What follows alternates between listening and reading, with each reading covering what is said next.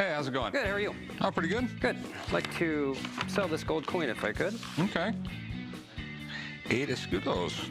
This is a Spanish stamp here. This is like the Royal Crest of Spain. So where did you get this?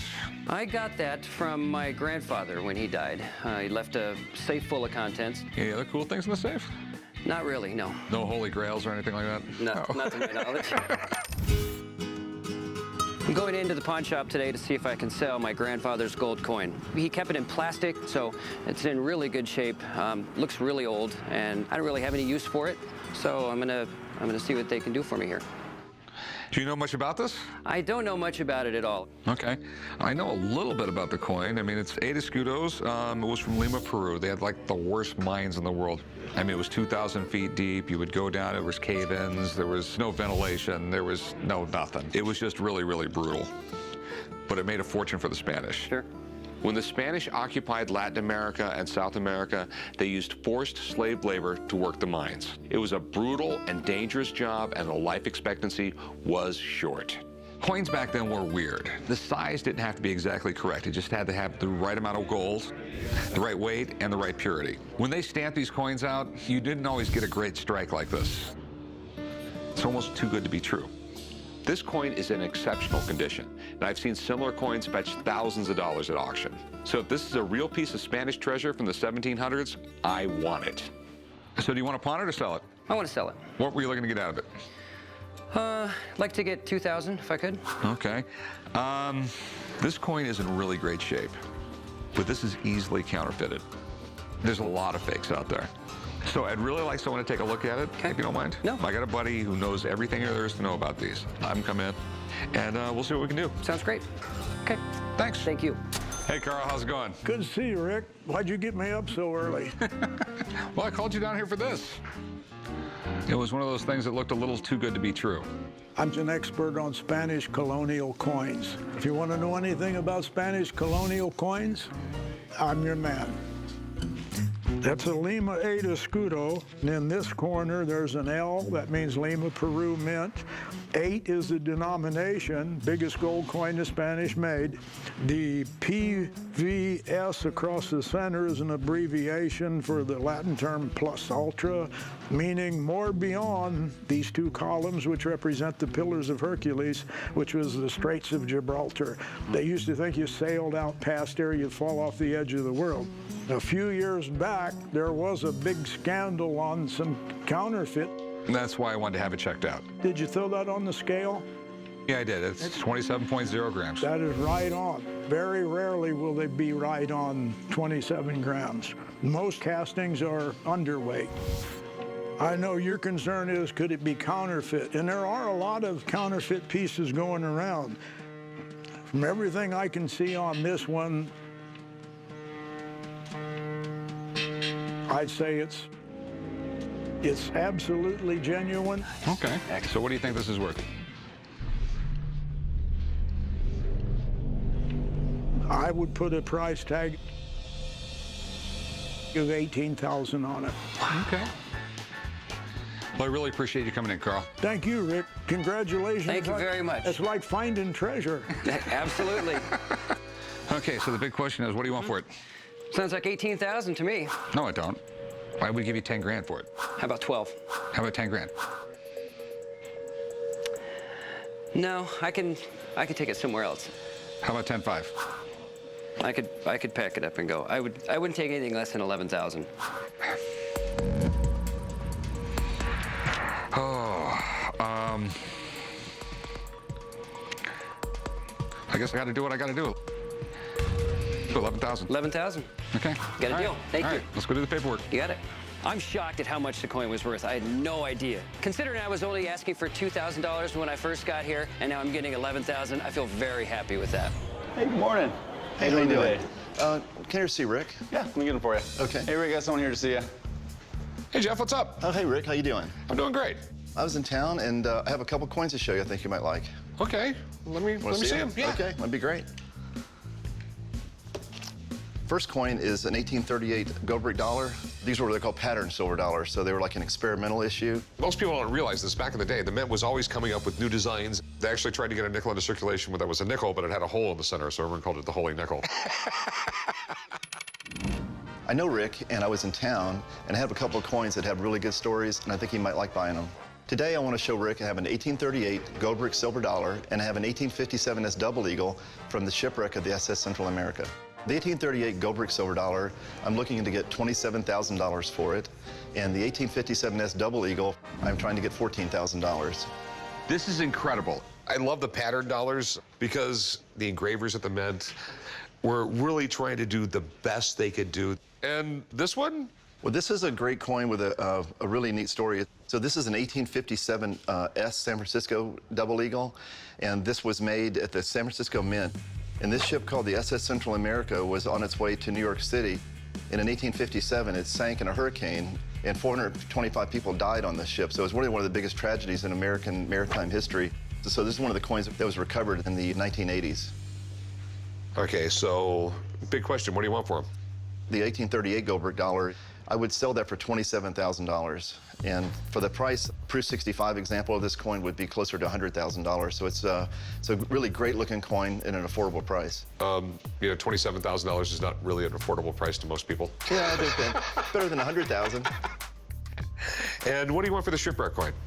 The shipwreck coin I would sell for $14,000. This one, I don't want. It's a great coin. It might be a great price and everything like that. The thing I hate about coins like this, it's off a shipwreck. My big fear is a few years from now, they'll go back down to the shipwreck again, and they'll find a couple thousand of these, bring them up, Right. and it takes the price down of all of them because somebody just flooded the market. Now, this one, I know there was only... Guarantee there's no more of those coming out of the ocean. Yes, there was only like 20 of those made, and they're as rare as hen's teeth. When people come in with ancient coins, I call in one of my experts. But these are the kinds of coins I deal on a regular basis for years and years and years. So they're in my wheelhouse. So I know exactly what these coins are, and I don't need to call anybody in because I know what I'm dealing with. Would you take 22 grand for it? No, I couldn't do that. It's you know, it's a great coin, and I'd be losing money at that. So I mean, I am buying this for myself. Okay, Oh, so, yeah, you know, man, because that I makes a collect these difference. kind of coins, and I don't, Right.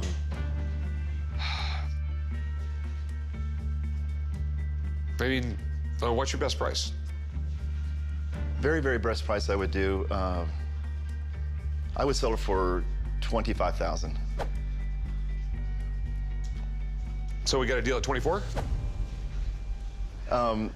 If you're buying it for yourself, I would sell it for the $24,000.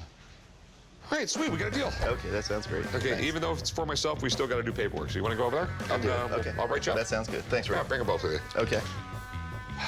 I just won't tell my wife about it. Hey, how's it going? Oh, yeah. Pretty good? Good. What do we got here? Scarface Morgan Silver Dollar, top 100 variety. It's one of the cooler ones. It's got probably the coolest name, though. Say hello to my little friend. Indeed. I have an 1888 Morgan Dollar Scarface variety that I'm coming into the pawn shop looking to sell today. There's about 19 of these in existence in graded mint state. I'm hoping to sell the coin for $15,000. This is interesting. Morgan silver dollars. To this day, it's the most popular collected coin in the United States. Morgan silver dollars, they came out in 1878. The reason why it's called a Morgan dollar is that the engraver was named Morgan. We basically imported him from England because we wanted prettier coins, because they were kind of blah. You know, we just got to be honest about it. So they called him, and he made this beautiful design, and it literally came out of the mint like this. By making silver dollars, the government would actually make money off the whole thing. So we wanted tons of silver dollars in circulation.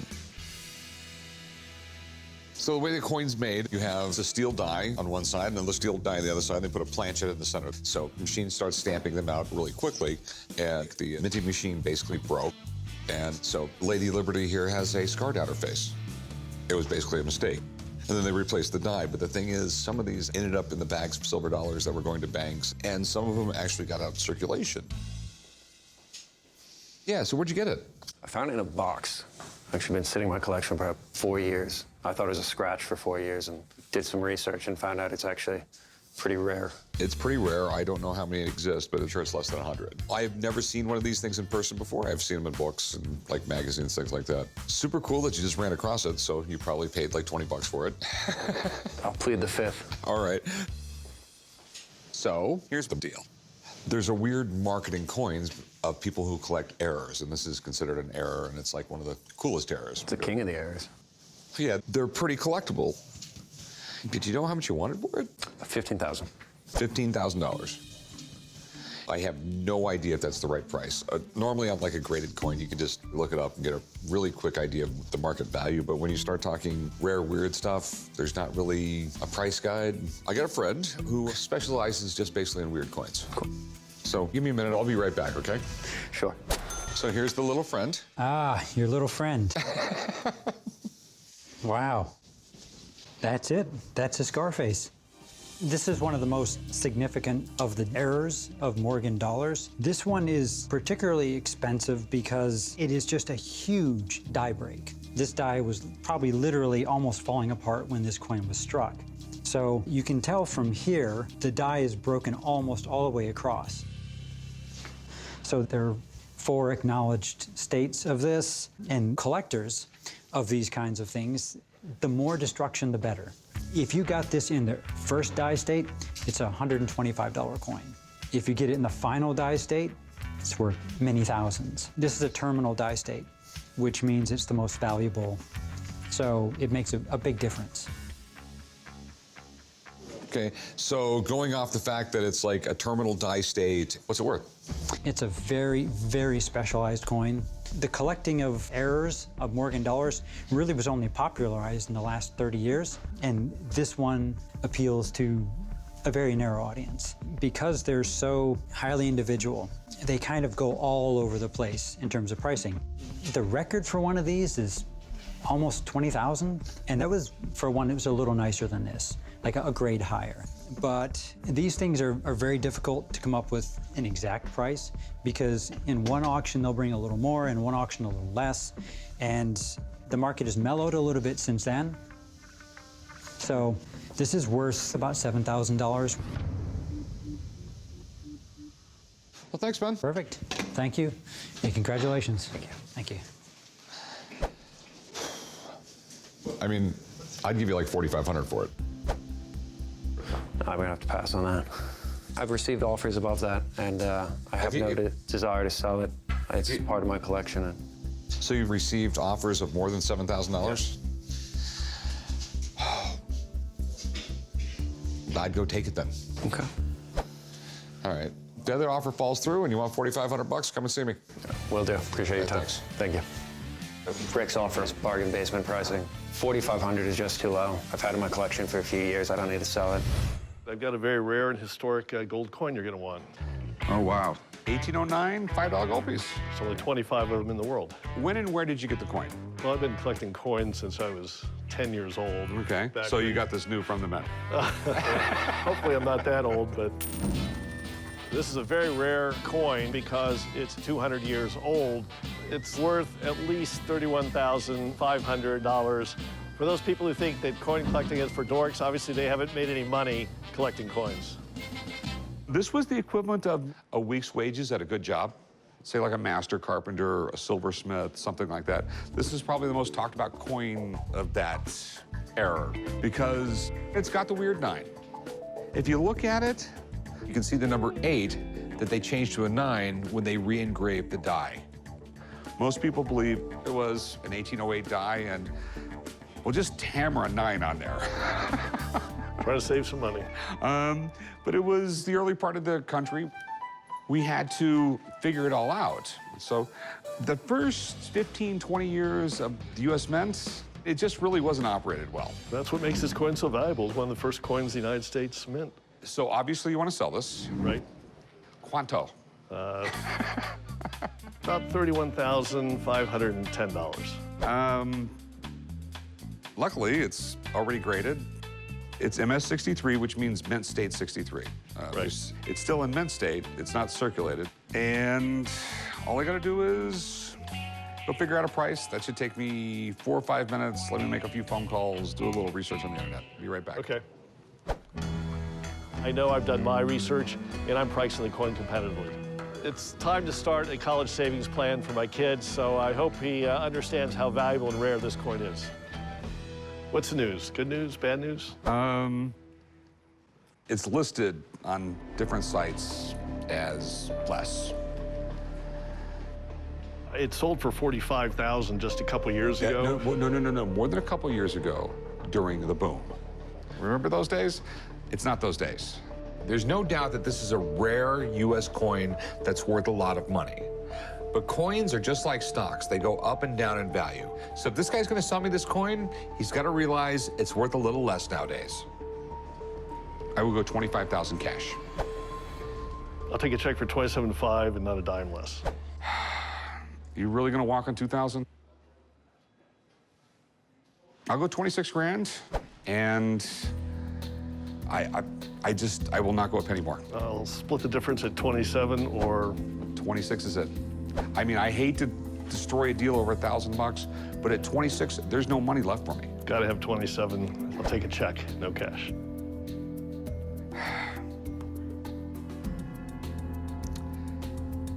Okay. Thanks for coming to my store. Sorry. Change your mind, come on back. Will do. I totally respect it when someone sticks to their guns, but I just hate it when a great piece like this walks out the door. I love the coin, but the fact is, I'm a business and I have to make money. Hey, how's it going? What can I help you with? I have a really cool antique from the gold rush here. It's a scale that dates back to the 1800s. Okay, is there any gold in there? Actually, there is. There is? Yep. Okay. That looks like a little bit of plaster gold right there, yeah. It's great how, like, when gold's raw like this, it really doesn't look like gold. It looks like ugly, dirty brass, but that's the way gold looks. I actually got it from a friend who was clearing out an estate in Minnesota. It's really cool because the vial of gold has never been opened. I think it's worth around $1,500 because of the antique historical value of the piece. As cool as the gold is, I'd just rather have folding money. And you have a scale. I do. You would tie the two pans to it, put whatever you're weighing in one side and your little counterweights in the other until it balanced straight up and down. Mm-hmm. Nowadays, you just drop them on a scale and it's done. Right. I was assuming it was from the California Gold Rush. It does fit the time period because everyone needed one. You would walk into a bar in San Francisco in 1850, you know, they'd say, that'll be 22 grains of placer. And they'd weigh it out right there? They'd weigh it out right there. Wow. This was your purse. This was your wallet. Sure. I love gold just as much as the next guy, but when I go into a store, I'd rather use cash. So how much do you think gold was worth back then in the gold rush? Just as much as it is today. Okay. Well, you have to realize, though, I mean, once you account for inflation, an ounce of gold buys you basically the same thing today as it did back then. The value really hasn't changed, just our money's got worth a lot less. That's why they've been using gold as money for 6,000 years. Now, as far as your scale here, really, really interesting, but is basically worthless. The problem is they're common as dirt. It's no different than a beat-up, rusty lantern from the 1850s. Okay. The gold, on the other hand, is always worth money, always will be. Do you have an idea how much is in here? I think it's about 10 grams. Yeah, for this stuff, I would pay you $40 a gram. So if there's 10 grams, there would be $400. And that would be it. You can't do any better just because it's, no, just as a package, I think it has a lot more historical value. I want $1,500. Okay. No. It's neat, it's cute. Yeah. Basically what you have here is you have some scrap gold. There's no difference that it's in a placer gold, it's mined gold, it's from 1850 gold, gold is gold. $400, that's what I could do. Okay. Yeah, I don't think I could sell it for that. Okay. Well, thanks for coming in, man. Yep, thanks. There's a reason my shop is called Gold and Silver. It's my two favorite things to buy. Gold has held its value for thousands and thousands of years, but I'm not going to overpay for it.